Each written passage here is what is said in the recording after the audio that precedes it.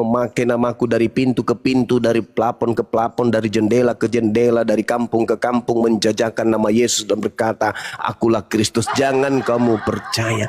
Kami umat Islam itu umat terpimpin, umat yang kemudian sami'na wa ta'ana, umat yang beragama berdasarkan akal dan belajar. Jadi ketika ada petua-petua seperti itu, ya kami kudu wajib menguji dan kami harus mengikuti kalau itu adalah sebuah kebenaran. Lagi pula kitab suci kami mengatakan itu. Jangan kamu percaya ketika ada orang yang radio rusak ini. Sabar bang ya, abis ini kita diskusi bang ya, perbaiki channel dalamnya bang, jangan miring. Jadi Al-Quran mengatakan wa innahu la ilmul lisa'a fala tamtarunna biha wattabi'un. Jadi kalau ada penjajah datang dari barat menjual Tuhan bernama yang tidak diajarkan oleh para nabi, jangan kau percaya. Apalagi Tuhan itu pernah dibunuh oleh penciptaan, jangan percaya. Itu Tuhan KW 1000 itu. Jangan kau percaya. Sebab kalaupun kakimu aku yang udah sembuh, kakimu. Jangan emosi, apa? Santai aja. Jadi jangan kamu percaya. Jangan percaya. Itu dalil dalam Al-Quran saya, kawan. Dan itu juga nasihat Yesus kepada muridnya Bani Israel. Nah, saya kira begitu sebagai pengantar. Mudah-mudahan ini bisa menjadi materi diskusi kita pada malam hari ini menjelang subuh hari, bahwasanya anak Indonesia harus cerdas dan para apologet Islam Indonesia harus membantu pemerintah untuk mencerdaskan anak bangsa agar mereka kemudian tidak asal percaya jika ada datang menjual Tuhan untuk disembah. Demikian dari saya. Terima kasih. Silakan Kepas. Ada yang mau disampaikan Kepas? Tausiah yang disampaikan Bang Juma itu memang nggak sejalan dengan Alkitab ya. Semua yang diucapkan Bang Juma itu nggak ada yang pas, nggak ada yang cocok dengan isi Alkitab. Amburadul semua. lanjut terus Kepas terus. Makanya saya bilang beda, Tuhan kita kan beda. Memang sebenarnya kenapa ya kita berdebatkan, memang Tuhan kita beda gitu loh. Saya pun memang menyadari memang Tuhan itu satu gitu loh. Tapi ada orang, ada sekelompok tertentu menuhankan yang bukan Tuhan gitu loh. Siapa itu bang? Selain Kristen, Elewiawi Tuhan Yesus itulah aslinya Tuhan.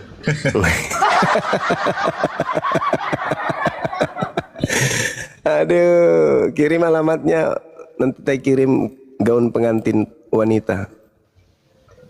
Makanya kan saya bilang memang beda Tuhan kita. Kita bilang memang satu Tuhan di dunia jagat raya ini. Tapi misalnya ada menuhankan pohon, batu, ada menuhankan manusia, ada makanya kan saya bilang nggak salah. Makanya saya udah tahu benang merah dalam ketuhanan ini. Saya udah tahu, oh iya ya, sebenarnya satunya Tuhan itu, tapi ada yang membuat Tuhannya sendiri gitu loh. Ada yang membuat Tuhannya sendiri, kelompok tertentu gitu loh. Tuhan Yesus memang Tuhan dia. Yohanes 1 ayat 1, Yohanes 13 ayat 13, Filipi 2 5 sampai 11. Iya dong. Bukan andalan, karena gini, untuk mematahkan semua statement-statement dari agama yang lain bahwa Yesus itu bukan Tuhan, tinggal ayat-ayat itu aja saya sampaikan, karena dari situlah rangkumannya kan gitu. Apalagi kalau kita baca nanti semua isi Alkitab, nanti bisa-bisa nanti sampai 3 hari kita bicara tentang siapa Tuhan Yesus gitu loh. Artinya memang kita akuin Tuhan kita memang beda. Kita pun nggak mau kita bilang wah sama Tuhan kita. Oh beda lah. Memang beda Tuhan kita. Kira-kira Bang cuma beda kan Tuhan kita kan? Beda. Beda kan, benar kan? Itu benar. Iya. Siapa bilang Tuhan kita sama? Benar. Jadi sebenarnya kita udah sepakat sama Bang Juma bahwa Tuhan kita beda. Udah. Benar nggak? Iya betul. Nah, hanya saja yang keliru yang nggak mengikut Tuhan Yesus. Udah itu aja. Oke. Argumentasi orang yang putus asa memang terkadang lucu gitu ya. Yesus satu-satunya Tuhan menurut saudara. Tetapi Yesus yang asli mengatakan untuk masuk surga itu harus mengenal satu-satunya Tuhan yang benar itu, yaitu Sang Bapa. Dan mengenal Yesus bukan mengenalnya sebagai Tuhan. Untuk masuk surga mengenal Yesus sebagai utusan Tuhan. Ini sudah final. Sudah final. Murid-murid Yesus yang asli mengenal Yesus, mendengar Yesus, melihat Yesus, mengikuti Yesus, bahwa Yesus itu adalah Rasulullah. Yohanes 17:8. Segala firman Yesus sampaikan kepada muridnya, dan segala firman itu sudah sampai kepada muridnya, dan muridnya setelah mengkaji, menelaah, menerima, menteori, mempraktekkan segala firman yang Yesus sampaikan kepada mereka, menjadikan mereka sampai kepada finalnya, Yesus adalah Rasulullah.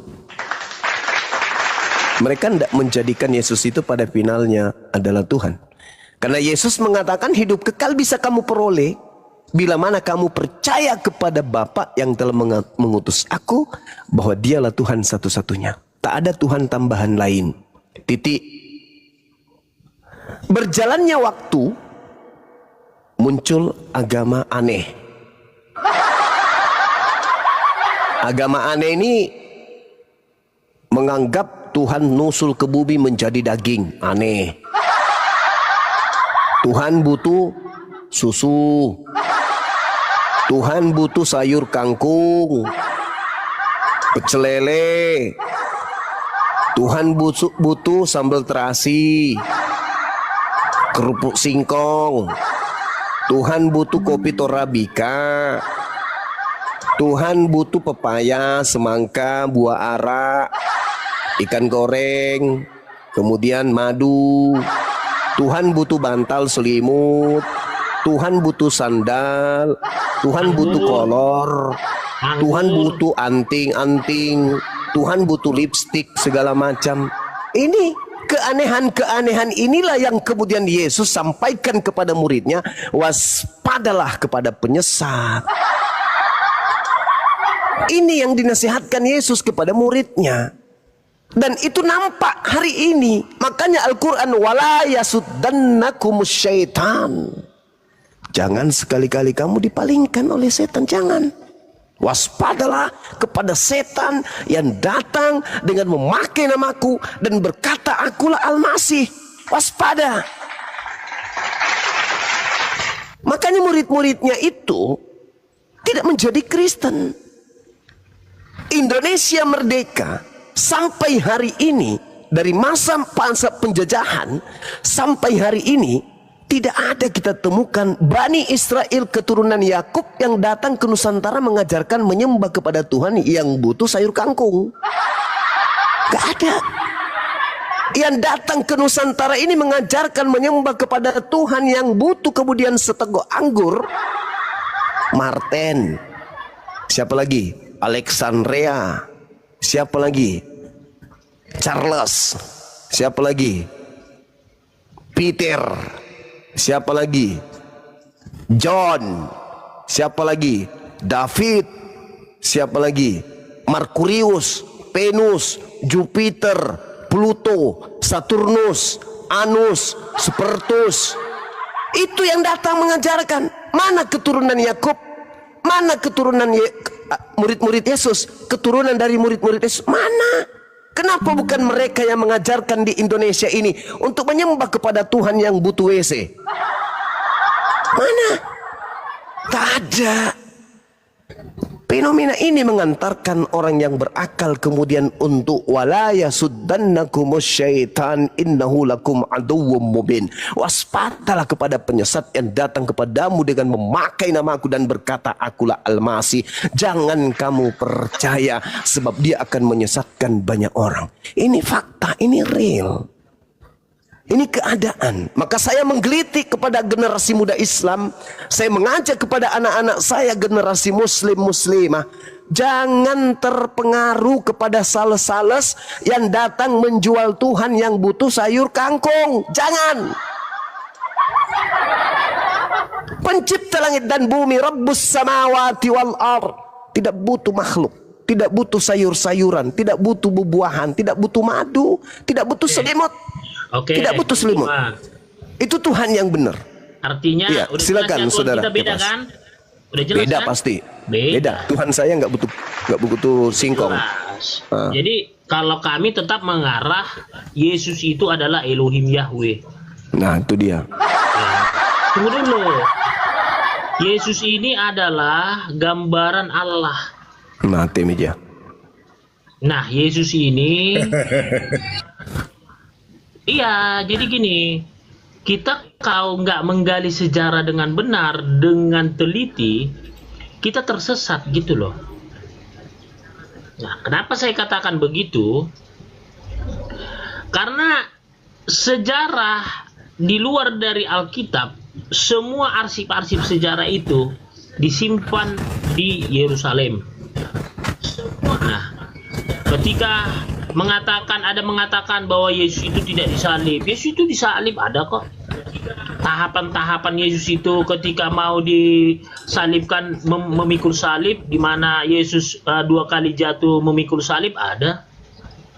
Jadi kalau kita tidak menggali sejarah dengan keseluruhan, akhirnya kita tersesat. Nah, apa yang disampaikan Yesus itu yang di dalam perjanjian baru itu bisa dibuktikan dengan sejarah-sejarah yang dikatakan bahwa Yesus berkata, ya, sebelum ada Abraham, aku sudah ada. Nah, artinya apa? Kalau kita bijak menyimak dengan perkataan-perkataan Yesus itu kepada orang-orang Yahudi, sehingga Yesus mau dilempari, karena mereka nggak terima.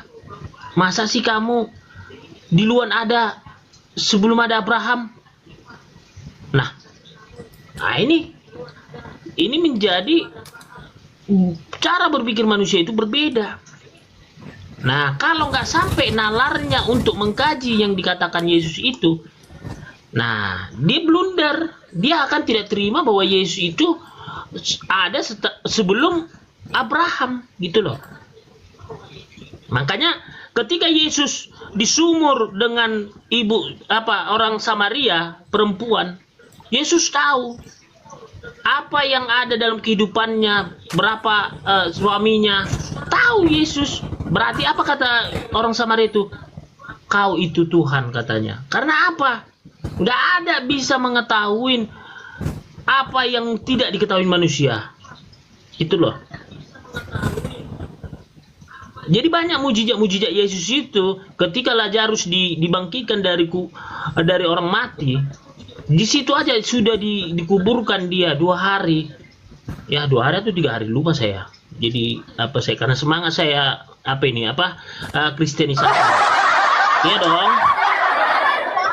Jadi ketika Yesus membangkitkan Lazarus dari orang mati, sebenarnya dia udah tahu Lazarus itu udah meninggal, gitu loh.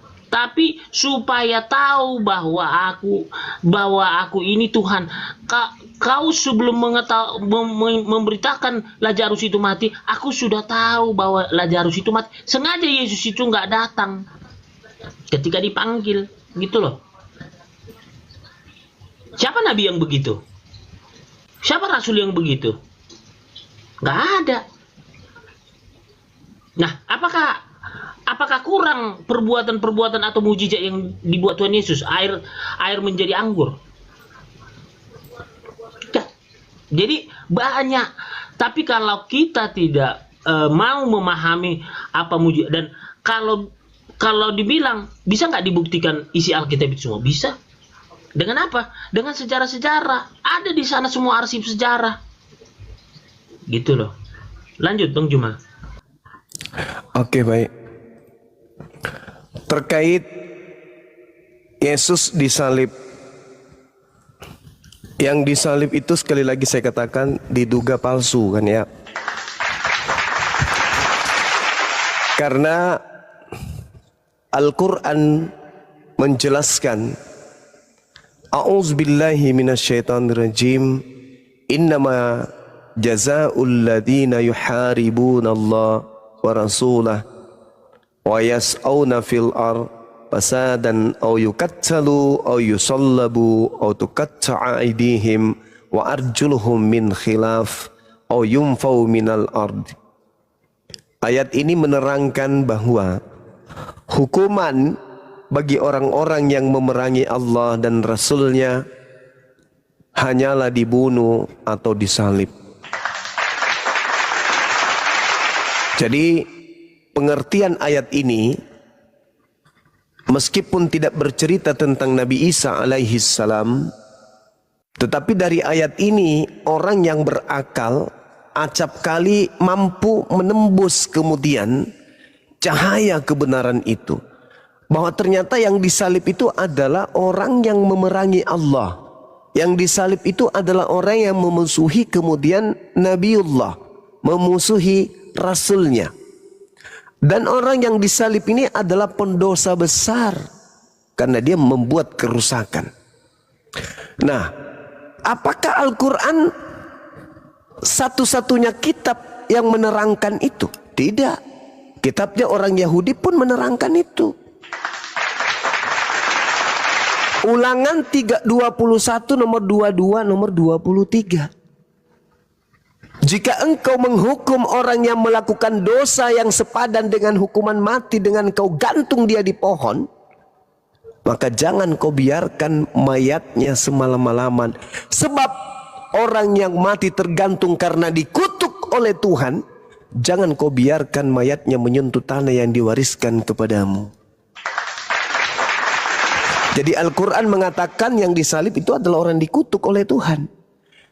Kitabnya Yahudi pun mengatakan orang yang disalibkan itu adalah orang yang dikutuk oleh Tuhan. Mustahil Yesus anak Maria dikutuk. Mustahil, mustahil. Anak Maria mustahil dikutuk. Tak ada alasan untuk kemudian mengutuk beliau. Dia datang menurut pengakuannya dalam Yohanes 14 nomor 31. Dunia harus tahu bahwa aku senantiasa mengasihi Tuhan dan melaksanakan segala perintah yang diperintahkan kepadaku.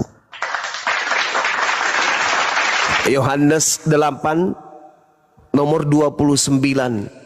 Bapa yang mengutus aku senantiasa menyertai aku. Dia Bapa tidak membiarkan aku seorang diri, sebab aku senantiasa melakukan apa yang berkenan di dalam dirinya.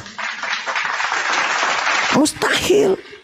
Akulah kebenaran, akulah jalan, akulah kebenaran, akulah hidup. Tidak ada yang sampai kepada Bapa tanpa melalui aku. Mustahil dikutuk oleh Tuhan, mustahil. Inilah anakku yang kukasihi, kepadanya aku berkenan. Kalau Bapak berkenan kepada Yesus, mustahil disalib. Karena yang disalib itu adalah orang yang dikutuk oleh Tuhan. Anda tidak Kristen yang bisa menunjukkan bukti dosa apa yang pernah Yesus lakukan sampai dia kemudian dikutuk oleh Tuhan? Tidak akan pernah ada. Punya dosa. Dia Alhamdulillahi Rabbil Alamin. Berarti yang disalib ini bukan Yesus. Ulangan 21 nomor 22 sampai nomor 23, sabar. Orang yang dikutuk oleh Tuhan adalah orang yang melakukan dosa yang sepadan dengan hukuman mati. Itu jelas itu. Sedangkan Yesus ternyata tidak memiliki dosa. Enggak, jadi tak ada. Gini loh Bang Juma. Tidak, sabar. Tunggu sampai rambutmu tumbuh. Habis ini. Jadi kemudian ketika Yesus itu tidak memiliki dosa, dia adalah orang yang dikasihi, dia adalah orang yang benar, dia adalah anak Tuhan, artinya hamba Tuhan, kekasih Tuhan, pilihan Tuhan, duta Tuhan, utusan Tuhan, padanya ada Roh Kudus. Tak ada alasan untuk membunuh dia. Tak ada alasan untuk menyalib dia. Justru dia harus diselamatkan ketika diancam oleh orang-orang kafir untuk dibunuh. Wajib diselamatkan oleh Tuhannya. Lalu kemudian, karena Yesus ini punya pengaruh besar, dia dibarengi dengan senjata yang sangat ampuh, yang disebut mukjizat. Mampu kemudian membuat orang gondrong menjadi botak. Mampu dia. Mampu kemudian orang yang tumbuh kumisnya pindah menjadi bulu hidung. Bisa. Yesus bisa melakukan apa saja berdasarkan Lukas Kisah Para Rasul 2 nomor 22. Bisa. Kekuatan-kekuatan, mujizat-mujizat, tanda-tanda bisa Yesus lakukan. Bahkan Yesus bisa memindahkan biji pelernya kemudian kepas pindah ke jidat. Bisa. Berdasarkan Kisah Para Rasul 2 nomor 22. Kenapa demikian? Karena Tuhan senantiasa menyertai Yesus. Tidak bisa orang lain mencederai Yesus, nggak bisa. Apalagi kalau orang-orang Yahudi bekerja sama dengan orang Yunani, Romawi, nggak bisa. Iblis berkongkok-kongkok, nggak bisa. Iblis sudah mencoba itu. Berapa kali iblis kemudian membawa Yesus untuk mencoba Yesus, gagal. Kenapa? Karena Tuhan pencipta langit dan bumi senantiasa bersama dengan Yesus. Nah, adakah kemudian kekuatan gelap yang memanfaatkan situasi dan kehebatan Yesus setelah Yesus terangkat ke langit? Ketika Yesus asli terangkat ke langit, apakah iblisnya tepuk tangan? Tepuk tangan. Kenapa? Karena iblis kesempatan kemudian datang menyamar-nyamar dan mengaku sebagai Yesus. Itu fakta, itu real. Sabar. Itu fakta, itu real.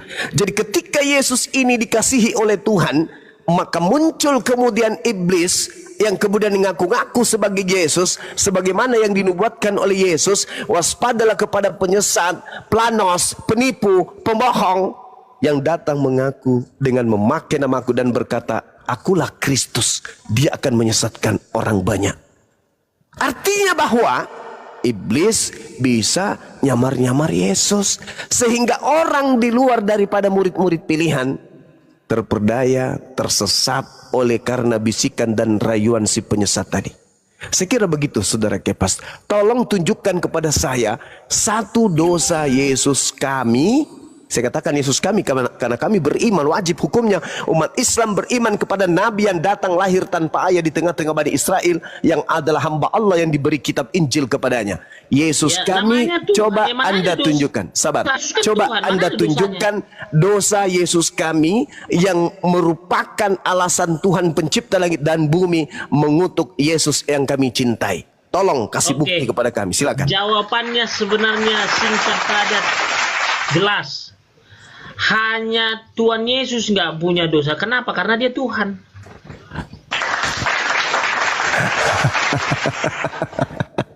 Yesus itu tidak punya dosa. Kenapa? Karena Yesus Tuhan. Udah itu aja jawabannya. Karena Yesus mengaku dikasihi sama Tuhannya, kok jadi Tuhan pula. Yang kamu anggap jadi Tuhan itu Yesus yang diduga palusu. Yesus palusu itu, Yesus palusu itu yang datang mengaku menjadi Tuhan. Kepadaku telah diberi kuasa baik di langit dan di bumi. Siapa itu? Iblisi. Iblisi inilah yang memalsu-malusulukan namanya Yesus supaya banyak orang disesatkan. Apa buktinya? Nah, tak kasih bocoran. Catat, ambil pulpen. Kalau tidak punya pulpen cukup ludah, tulis di kertas pakai ludah. Dengarkan. Iblis mencoba Yesus di dalam Lukas 4, nomor 6, nomor 7, nomor 8, nomor 9, nomor 10, nomor 11, nomor 12. Terjadi perseteruan yang sengit antara iblis dan Yesus. Apa yang terjadi? Baca endingnya di nomor 13. Ini rahasia. Ketika kemudian iblis gagal membuat Yesus menyembah dirinya, iblisnya mundur 1000 langkah sambil menggunakan teropong dari jauh, melihat keadaan, mewanti-wanti keadaan, mengintai situasi, mencari kesempatan yang tepat. Bagaimana kemudian saya bisa muncul kembali dengan mengatasnamakan nama Yesus. Baca nomor 13-nya. Setelah mencoba Yesus, iblisnya mundur dari Yesus dan iblisnya menunggu waktu yang tepat. Jadi ketika Yesus terangkat diselamatkan naik ke langit karena upaya ingin dibunuh oleh orang-orang Yahudi dan Roma, terangkat dia, maka yang ditangkap adalah penggantinya, yaitu manusia terkutuk yang makan suap dan pengkhianat. Itulah yang disalib. Sehingga kesempatan ini tiba-tiba iblis turun dari gunung, lari dia, ayo serbu, Yesus sudah terangkat, kita masuk, ayo. Ada yang masuk ke Yudas, ada yang masuk ke imam kepala, ada yang masuk kepada mahkamah agama, ada yang masuk kepada orang Farisi. Semuanya kerjasama iblis-iblis ini. Ada yang muncul pura-pura jadi malaikat di kuburan, ada yang muncul di catatan Markus, lalu dia muncul dengan menggunakan wajah yang baru, rupa yang baru, dan seterusnya. Berhasil dia. Kenapa? Yesusnya sudah ada.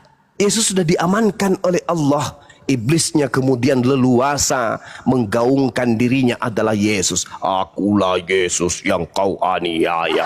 Akulah Yesus sang bintang timur, anak Daud, bintang gilang gemilang. Akulah Alfa dan Omega. Aku yang hidup, aku yang telah mati, dan sekarang aku hidup kembali untuk berkuasa atas alam maut. Pergilah kepada seluruh bangsa, jadikanlah seluruh bangsa menjadi muridku. Ho ho ho ho ha ha ha ha ha ha ha. Itu bukan Yesus lagi. Takiahnya Bang Juma. Itu bukan Yesus yang asli lagi. Itu adalah penyesat yang tadinya mundur dari mencoba Yesus dan menunggu waktu yang tepat. Baca Lukas 4 nomor 13. Saya hanya membantu Anda untuk sehat. Silakan. Oke. Sebentar Bang Kepas, dikit aja Bang Kepas ya, maaf ya, Bang Tolong Kepas. tunjukkan dosa-dosa Yesus kami yang mendudukkan dia pantas untuk dikutuk oleh Tuhan. Silakan, sehingga dia disalib. Silakan, saya tunggu. Bang ngaku-ngaku punya Yesus lah Bang. Gak ada ada dalilnya nggak di Al-Quran Yesus? Mana ada. Kami Bang. memiliki nabi yang lahir di tengah-tengah Bani Israel, lahir Ada tanpa dalilnya nggak di ayah. Al-Quran Bang? Jangan ngaku. Inni Abdullah atani al-kitab wa ja'alani nabiyyan. Malu kita Bang Juma, ngaku-ngaku punya. Ya, Anda yang harus malu karena Yesus yang datang ke tengah-tengah Bani Israel tidak pernah diutus kepada non-Yahudi. Nggak masalah, tapi kan di Al-Quran. Enggak masalah. Anda yang harus malu. Yang diutus Bang, untuk malu. non-Yahudi itu, dengar. Ngaku-ngaku Yang punya diutus Yesus untuk gimana? non-Yahudi itu adalah iblis.